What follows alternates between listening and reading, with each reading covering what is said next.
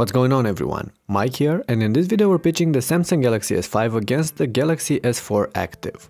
The two share a common trait, they are both IP67 certified, or in other words, dust and water resistant.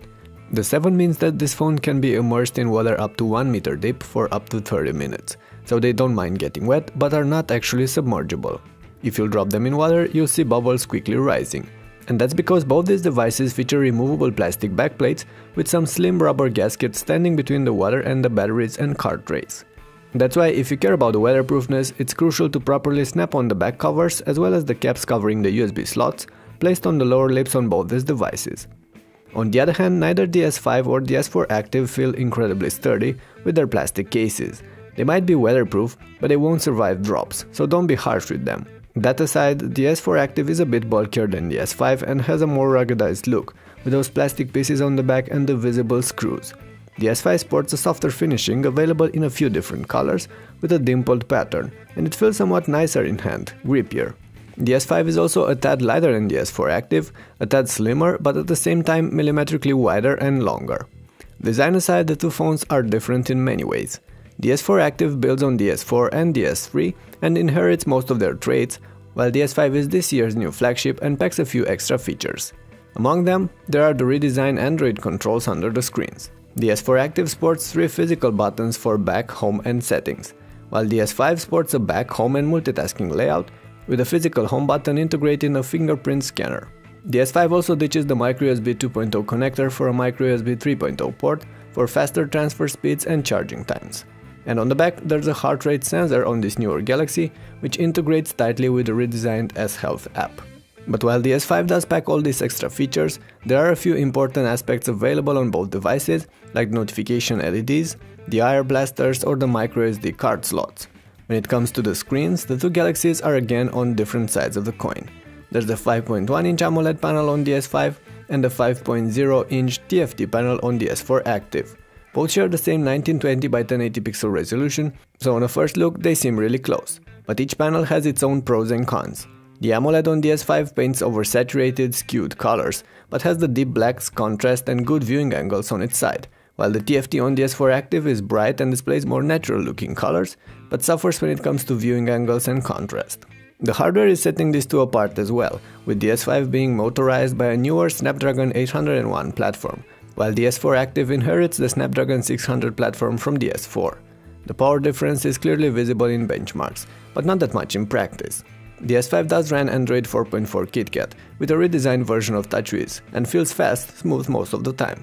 The S4 Active was launched with Jelly Bean, but later received the KitKat upgrade as well, and while it doesn't share the same interface with the S5, it still feels snappy enough in everyday use. The S5 software has been polished though. It looks flatter and it is easier to use, more intuitive. The capacitive multitasking button implemented on the S5 instead of the settings key also brings the experience closer to what we get with stock Android. Even so, TouchWiz is still a heavy skin, and while it looks nicer on the newer Galaxy, it's still not for everyone. In fact, take it like this: if you liked older TouchWiz implementations, you'll like this one even more. But if you didn't, I doubt this one will make you feel any different. UI aside, it's worth noting that the S5 sports a few redesigned apps, like the new S Health and the new My Files, but at the same time bundles less applications and features than the S4 Active. Some of the gestures and the S apps were cut off, which means that out of the 16GB of storage space available on this version, about 10.5GB are actually available for your own content, which is not that bad. At the end of the day, both these phones will easily handle anything you might throw at them. Yes, the S5 is going to feel smoother sometimes and it's going to load certain applications faster, but if you're not a speed maniac, the S4 Active will do just fine. However, the S5 clearly outmatches its older kin when it comes to camera performance. The S4 Active borrows the 8MP sensor from the Galaxy S3, and it takes decent clips and pictures, especially in good light. The S5, however, received a larger 16MP sensor with an improved focusing system and a handful of extra features and shooting modes.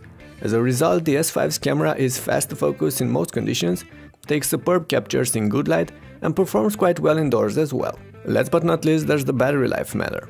Both smartphones pack removable batteries, but the S5 actually houses a larger one. That, combined with a smarter, more efficient Snapdragon 801 platform, helps the S5 outlast the S4 Active in most situations, especially when it comes to playing videos or surfing the web indoors in dimmer light. Even so, both these phones can take you through at least a day's worth of medium use. So long story short, the S5 is obviously the more advanced phone in here.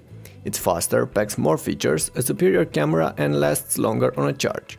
But it's also more expensive than the S4 Active. In fact, off contract you'll pay almost double for the S5, around 650 euros, while the S4 Active sells for around 350. And that makes the S4 Active a compelling option for those of you looking for water-resistant phones these days. It's true that the S4 Active cannot stand next to the latest Samsung flagship, but if you don't care much about the camera, if you're not into AMOLED screens and just want a more affordable device, it's for sure worth considering. Otherwise, the Galaxy S5 or the Sony Xperia Z2 should be on your list. With that in mind, it's time to wrap this up. Thanks for watching. If you enjoyed the video, make sure to leave a thumbs up and share it around.